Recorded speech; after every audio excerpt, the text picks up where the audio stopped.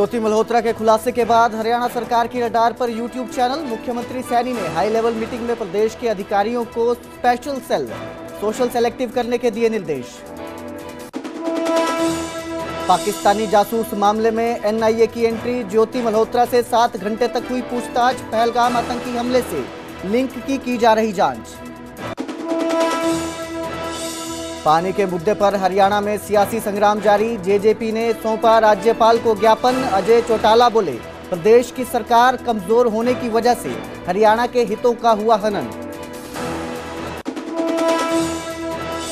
पानी विवाद मामले में केंद्र, हरियाणा और बीबीएमबी ने दाखिल किया जवाब। पंजाब सरकार ने हाईकोर्ट से 2 और दिन का मांगा समय। 22 मई को होगी अगली सुनवाई। फर्जी निकली लघु सचिवालय को बम से उड़ाने की धमकी। करीब 2 घंटे तक बम निरोधक दस्ते, डॉग स्क्वाड और पुलिस टीम ने की जांच। ईमेल के जरिए मिली थी धमाके की धमकी। अटारी वाघा बॉर्डर पर आज से फिर शुरू हो रही beating the retreat ceremony. Firozpur और फाजिल्का बॉर्डर पर भी दिखेगा जवानों का जोश, लेकिन पाकिस्तान रेंजर्स के साथ नहीं मिलाएंगे हाथ। फरीदाबाद में 4 दोस्तों ने किया अपने ही दोस्त का बेरहमी से कत्ल। मृतक मनोज गुप्ता के गुप्तांग में डाली गई सबमर्सिबल की पाइप। पुलिस ने 4 आरोपी दोस्तों को किया गिरफ्तार।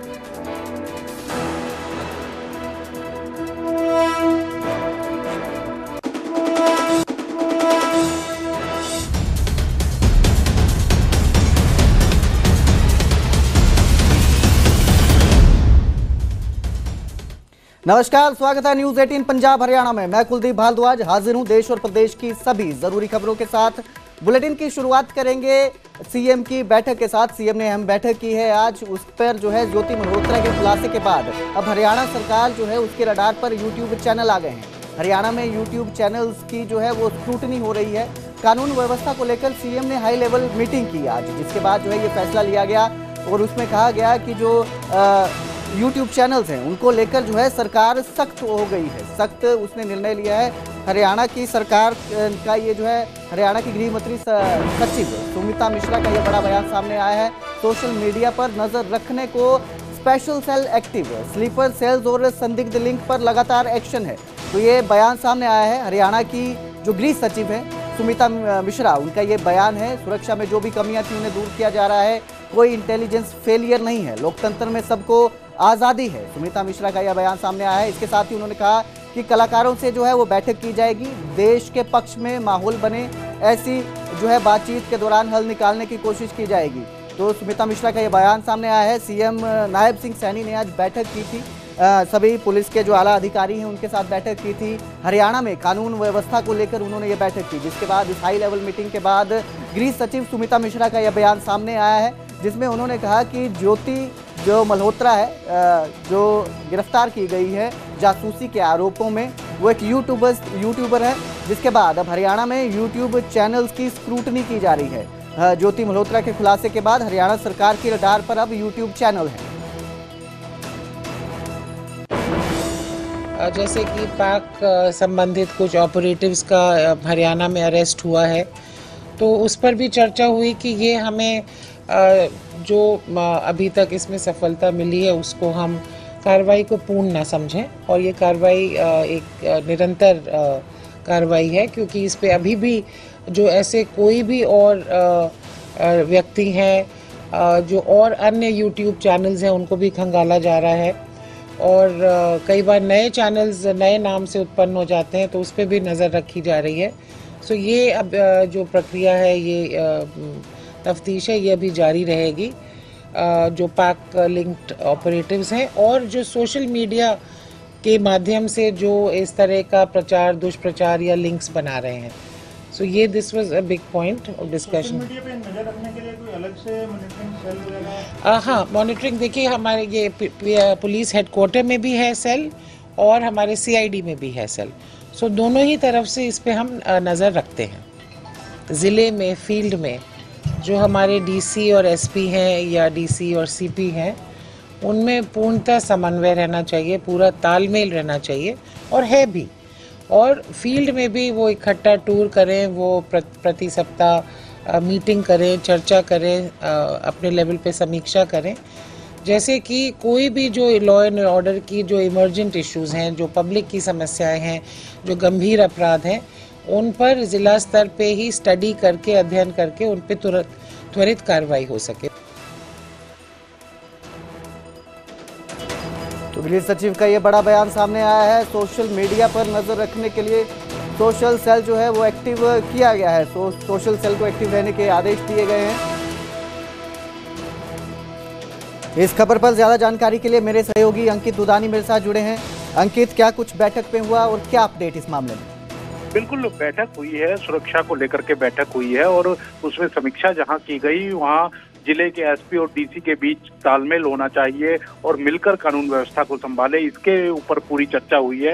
और पाकिस्तान के से समर्थित ऑपरेटिव को लेकर भी चर्चा हुई है कि ये कार्रवाई अभी खत्म नहीं हुई है और चलती रहेगी। और जहां तक यूट्यूब चैनलों की बात है, उनको खंगाला जा रहा है, सोशल मीडिया पर नजर रखने के लिए कहा गया है पुलिस के द्वारा कि हमारे स्पेशल सेल एक्टिव हैं और वो इसके ऊपर पूरी नजर बनाए हुए हैं और जो भी स्लीपर सेल यहाँ पाए जा रहे हैं उन पर एक्शन लिया जा रहा है और सुरक्षा में जो कमियां थी उनको दूर किया जा रहा है। तो ये सारी बातें जो हैं वो कहीं ना कहीं आज बैठक के अंदर चर्चा हुई है और उन्होंने जो कलाकार हैं, हरियाणा के कलाकार हैं, उनसे भी अपील की है कि वो पॉजिटिव चीजें बनाएं जिससे कि यूथ जो है वो कहीं ना कहीं उनको ही फॉलो करता है, तो वो भी अच्छी चीजें बनाएं, अच्छे गाने बनाएं, अच्छी फिल्में बनाएं, तो उनसे भी अपील की गई है। और ज्योति मल्होत्रा को लेकर के भी ये कहा गया है कि वो पाकिस्तान गई थी तो वैलिड कागजों से गई थी, हालांकि वो किस तरह से संपर्क में आई और आई वो सारी चीजें अब जांच जारी है, लेकिन पूरी इसके ऊपर समीक्षा की गई है सुरक्षा बैठक के अंदर। जी बहुत बहुत शुक्रिया इस तमाम जानकारी के लिए अंकित। तो गृह सचिव का यह बयान सामने आया है। बैठक के बाद सीएम ने आज आला अधिकारियों के साथ बैठक की जिसमें यह फैसला लिया गया है कि जो सोशल मीडिया सेल है उसको एक्टिवेट किया जाए ताकि जो यूट्यूबर्स हैं उस पर भी उनके खिलाफ भी सख्त एक्शन लिया जा सके, उनकी जांच हो सके। तो ये जो है सारा मामला जो ये गृह सचिव का बयान है ये सामने आया है बैठक के बाद। तो पाकिस्तानी जासूस ज्योति मल्होत्रा के अब सारे राज खुलेंगे। ज्योति मल्होत्रा मामले में एनआईए की एंट्री हुई है। एनआईए ने ज्योति मल्होत्रा से 60 घंटे की पूछताछ की। इन 7 घंटों में उनसे जो है ये पूछा गया कि किस तरह से वो आईएसआई के संपर्क में आए और बाकी तरह के तमाम सवाल जो है उनसे पूछे गए। इसके साथ ही पहलगाम आतंकी हमले से जुड़े लिंक की भी जांच की जा रही है। ज्योति पर पाकिस्तान के लिए जासूसी करने का आरोप है। वहीं पुलिस और अलग अलग एजेंसियों को जांच में एक डायरी भी बरामद हुई है जिसमें ज्योति मल्होत्रा ने काफ़ी चीज़ों का लेखा जोखा किया है। इसमें वो क्या करती थी, कहाँ जाना है, कब जाना है, कितने दिन का टूर है, इसको लेकर जानकारी है जिसे अब पुलिस ने अपने हिरासत में ले लिया है, जिसे अब पुलिस ने कब्जे में ले लिया है और उस पर जो है जांच की जा रही है। इस खबर पर ज्यादा जानकारी के लिए मेरे सहयोगी शंकर आनंद मेरे साथ जुड़े हैं। शंकर, आप बताएं इस मामले में क्या अपडेट? जिस तरह से ये मामला जो है जिस तरह से कहा जा सकता है देश की गद्दारी और तमाम महत्वपूर्ण सूचनाओं को जिस तरह से पाकिस्तानी खुफिया एजेंसी को लीक करने का जो मामला था, इस मामले केंद्रीय जांच एजेंसी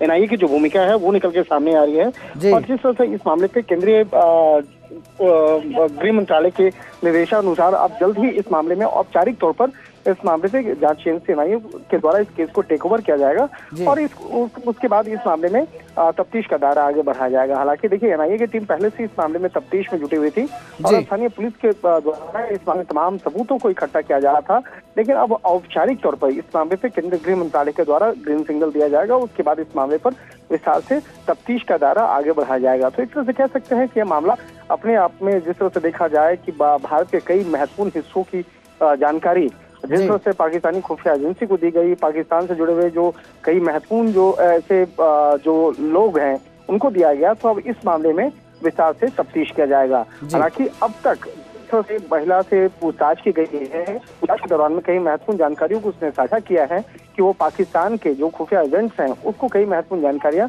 इसके द्वारा दिया गया था। तो वो कौन कौन सी महत्वपूर्ण जानकारी है, कैसे कैसे उन तमाम इनपुट्स को दिया गया। जी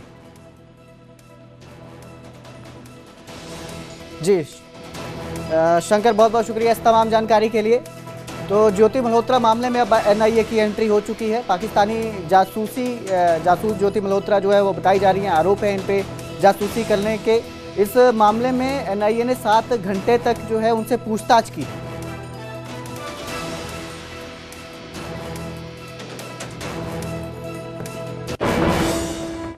आगे बढ़ेंगे, बात करेंगे हरियाणा और पंजाब के बीच पानी के विवाद की। पानी का विवाद अभी जारी है और इस मामले में अब जेजेपी की भी एंट्री हुई है। जेजेपी ने जो है राज्यपाल को ज्ञापन सौंपा है। बीबीएमबी मामले में उन्होंने ये ज्ञापन सौंपा है। जेजेपी के राष्ट्रीय अध्यक्ष अजय चौटाला का बयान भी सामने आया। प्रदेश की सरकार कमजोर है, अजय चौटाला ने प्रदेश सरकार पर यह हमला किया है। अजय चौटाला का हमला है सरकार पर, बीबीएमबी को लेकर उन्होंने ज्ञापन सौंपा है। इसी वजह से हरियाणा के हितों का हनन हुआ है। अजय चौटाला का यह बयान सामने आया है। उन्होंने कहा कि हरियाणा की जो सरकार है वो कमजोर है, इसी वजह से जो है वो हरियाणा के हनों का हनन हुआ है। आपको बता दें कि इसी वजह से केंद्र सरकार को मामले में हस्तक्षेप कर हरियाणा को पानी दिलाना चाहिए था। अजय चौटाला ने यह भी कहा है, हरियाणा में पीने के पानी को लोग तरस रहे हैं, लेकिन सरकार कोई कदम नहीं उठा रही। कल से नई वाटर साइकिल शुरू हो रही है, क्या हरियाणा को पानी मिलता है ये देखना होगा। तो ये अजय चौटाला का बयान सामने आया है। बीबीएमबी मामले में उन्होंने जेजेपी का जो है ये ज्ञापन राज्यपाल को सौंपा गया है। हरियाणा प्रदेश की स्थिति है उससे महामहिम को पूरी तौर पे अवगत करा गया। पंजाब सरकार लगातार इस पानी के इशू को लेकर डिले टैक्टिक्स अपनाए हुए है। हमारा तो ऑलरेडी SYL का मामला जो है वो सुप्रीम कोर्ट से डिसाइड हो चुका है, उसे भी लिंगर ऑन किया जा रहा है। हमने महामहिम से आग्रह किया है कि पिछले 2 साल से SYL के इशू को लेकर के भी केंद्र की सरकार ने कोई मीटिंग नहीं की। वो हरियाणा प्रदेश की सरकार को कहे कि वो उसके खिलाफ कंटेम्प्ट में जाए और उसे इम्प्लीमेंट करवाए। इसी तरीके से पंजाब लगातार असंवैधानिक निर्णय पानी के इश्यूज को लेकर के ले रहा है। पहले SYL नहर बंद कर दी, उसको बूर दिया, उस पर पंजाब विधानसभा में कहा कि हम एक बूंद पानी भी नहीं देंगे। अब भाखड़ा के पानी पे भी इसी तरह की बातें हो रही हैं। तो पानी के विवाद को लेकर हाई कोर्ट में भी सुनवाई हुई। बीबीएमबी मामले में हाई कोर्ट में सुनवाई हुई। केंद्र, हरियाणा और बीबीएमबी ने जो है अपना जवाब दाखिल किया। पंजाब सरकार ने हालांकि जवाब देने के लिए 2 दिन का समय मांगा है। अब मामले में 22 मई को अगली सुनवाई हुई। जिक्रयोग है कि पंजाब और हरियाणा के बीच भाखड़ा डैम से पानी छोड़ने को लेकर विवाद खड़ा हुआ है, जिसको लेकर 8 मई को बीबीएमबी चेयरमैन को लोगों और आप नेताओं ने रोक लिया था, जिसके बाद खुद सीएम भगवंत मान भाखड़ा पहुंचे और कहा जब तक केंद्र के आदेश नहीं मिलते पानी नहीं छोड़ा जाएगा। दूसरी तरफ दंगल में जो प्रदर्शन चल रहा है 20 दिनों से, वो आज खत्म हो जाएगा और कल से पंजाब हरियाणा को नए कोटे के तहत पानी मिलना शुरू होगा। लेकिन इस बीच मामले की सुनवाई हाईकोर्ट में जारी है। 22 मई को जो है अगली सुनवाई की जाएगी। हाईकोर्ट में सुनवाई के दौरान आज जो है केंद्र, हरियाणा और बीबीएमबी ने अपना जवाब दाखिल कर दिया, लेकिन पंजाब सरकार ने जो है 2 दिन का समय मांगा है, जिसके बाद अब अगली सुनवाई 22 मई को होगी।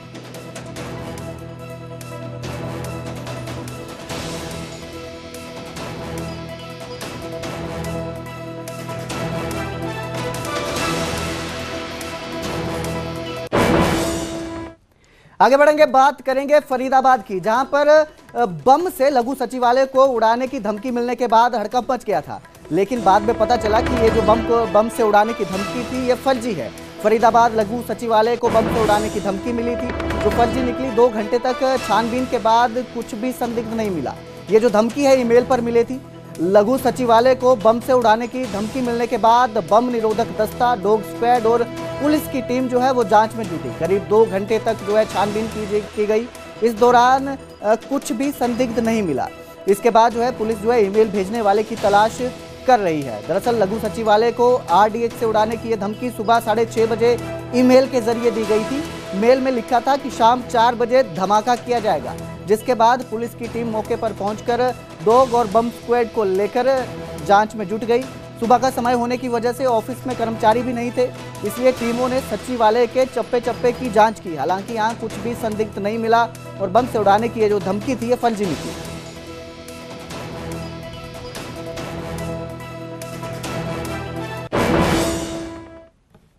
आगे बढ़ेंगे, बात करेंगे चंडीगढ़ की। चंडीगढ़ पुलिस थानों में सीसीटीवी को लेकर हाईकोर्ट सख्त है। हाईकोर्ट ने चंडीगढ़ के सभी पुलिस थानों से रिपोर्ट मांगी है। हाईकोर्ट ने पूछा कि पुलिस थानों में सीसीटीवी लगे हैं या नहीं। सभी पुलिस थानों से 8 हफ्ते में रिपोर्ट मांगी गई है। तो सीसीटीवी को लेकर जो है हाईकोर्ट सख्त है। चंडीगढ़ के पुलिस स्टेशन में, पुलिस थानों में सीसीटीवी को लेकर हाईकोर्ट सख्त है। हाईकोर्ट ने चंडीगढ़ के सभी पुलिस थानों से ये रिपोर्ट मांगी है। हाईकोर्ट ने पूछा है कि पुलिस थानों में सीसीटीवी लगे हैं या नहीं लगे हैं, यानी सभी जो पुलिस थाने हैं उनमें सीसीटीवी की सारी जानकारी हाईकोर्ट ने मांगी है। 8 हफ्तों में ये रिपोर्ट मांगी गई है। तो सीसीटीवी को लेकर जो है हाईकोर्ट सख्त है। चंडीगढ़ के पुलिस थानों में सीसीटीवी लगे हैं या नहीं लगे हैं, इसको लेकर रिपोर्ट मांगी गई है। 8 हफ्तों में हाईकोर्ट ने सभी पुलिस थानों से रिपोर्ट मंगवाई है।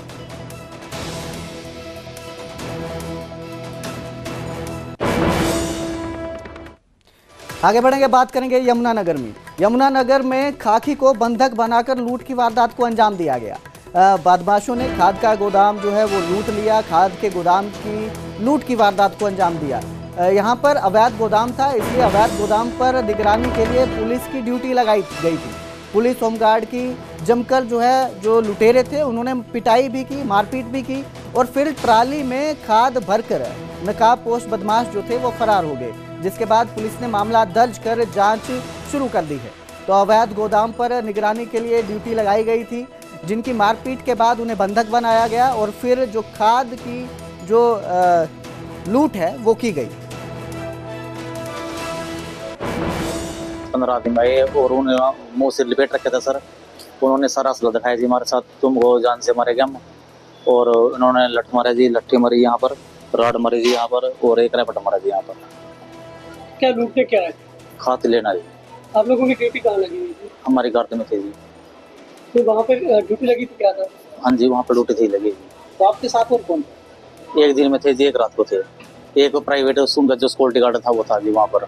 और हम दोनों को वहीं जो गार्ड के पास ही जो वहाँ पर एरो थी वहीं पर बैठा कर रखे थी 2-2.5 घंटे लग। इतना हम खाद नहीं भरते, इतना तुमको यहीं रहना। अगर यहाँ से तुमको हिलने कोशिश करी तुम्हें जान से मार देंगे हम यहीं पर। हथियार क्या थे? हथियार राड़ा थी उनके पास, गंडासिया, तलवारा जी और कट्टर थे जी। किस चीज में लेके गए? हाँ जी, आप किस चीज में लोड कर? ट्रैली में गए जी, एक पिकअप थी जी। एक ट्रैली एक पिकअप भी छीना था आपका, ताकि आप पहले हमारा फोन छीन लिया जी, फिर उसके बाद MC कैमरे कुमरे सब बंद करके उसके बाद अगली कार्रवाई।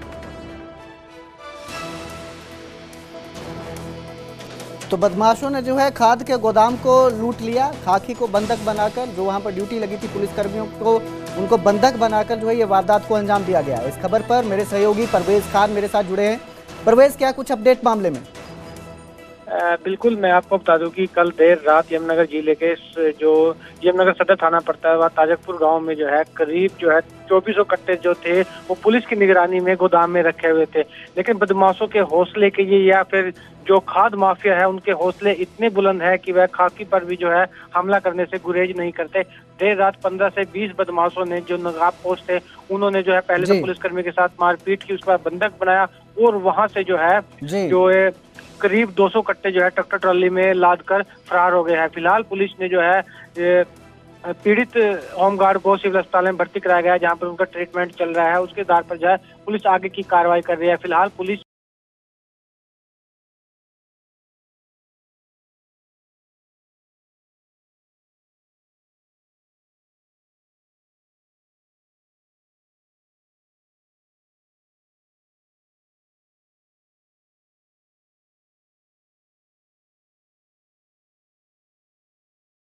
बार फिर जो है जो यमुनानगर में खाद माफिया था वो जरूर उभर कर सामने आया है।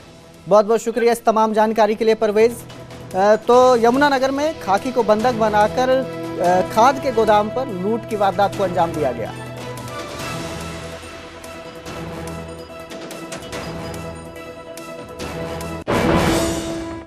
आगे बढ़ेंगे, बात करेंगे करनाल की, जहां पर स्कूटी में आग लगने की घटना सामने आई। सेक्टर 32 के पास जो है स्कूटी में आग लगी। स्कूटी पर सवार उस समय 2 महिलाएं भी थी। दोनों महिलाएं इस हादसे में बाल बाल बच गई। स्कूटी से वापस ये जो महिलाएं हैं वो वापस आ रही थी। इस हादसे में स्कूटी जो है पूरी तरह से जलकर खाक हो गई। हालांकि फायर ब्रिगेड की गाड़ी ने मौके पर पहुंचकर आग पर काबू पा लिया। आसपास के लोगों ने भी आग पर काबू पाने का प्रयास किया, पर स्कूटी जो है वो पूरी तरह से जलकर राख हो गई। तस्वीरें आपकी स्क्रीन पे हैं, आप देख सकते हैं सड़क किनारे खड़ी स्कूटी जो है आग के गोले में बदल चुकी है। इससे काला धुआं उठता भी दिखाई दे रहा है। तो ये जो स्कूटी है ये पूरी तरह जलकर राख हो गई। मालिक कहाँ है इसका?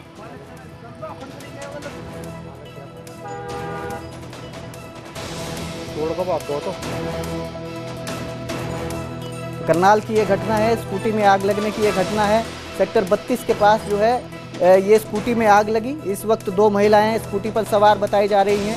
हालांकि फायर ब्रिगेड ने मौके पर पहुंचकर आग पर काबू पा लिया, लेकिन तब तक जो स्कूटी थी वो जलकर खाक हो चुकी थी।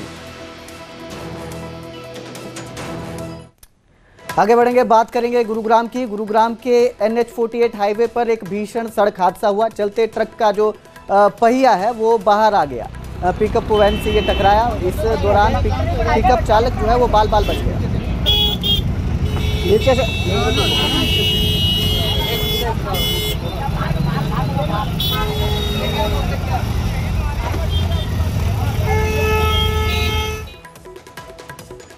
आगे बढ़ेंगे, बात करेंगे पानीपत की। पानीपत से भी एक भीषण हादसे की तस्वीर सामने आई, जहां पर कार जो है वो डिवाइडर तोड़कर दूसरी लेन पर स्कॉर्पियो से टकरा गई। हादसे में दोनों गाड़ियों के परखच्चे उड़ गए।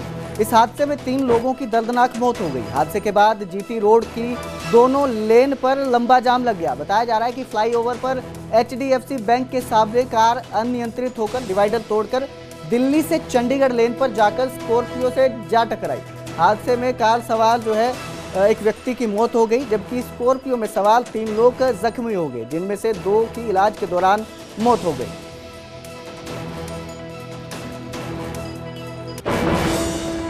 वरना गाड़ी थी दिल्ली की तरफ जा रही थी और स्कॉर्पियो दिल्ली से टोल की तरफ जा रही थी।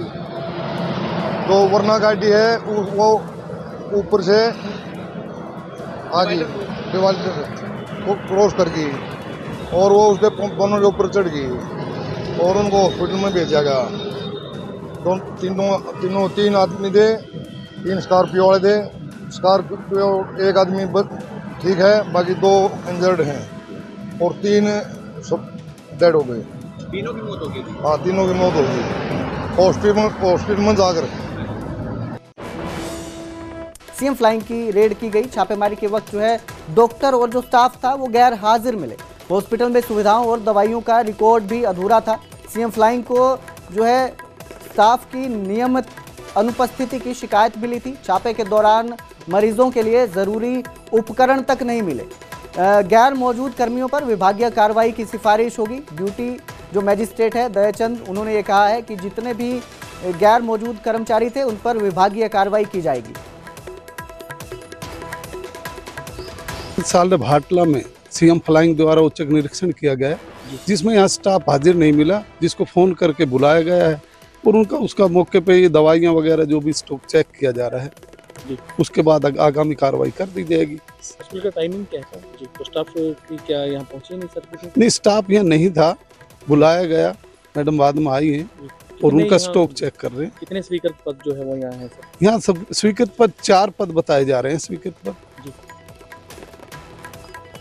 हरियाणा प्राइम में फिलहाल इतना ही। मुझे दीजिए इजाजत। देखते रहिए न्यूज़ 18 पंजाब हरियाणा।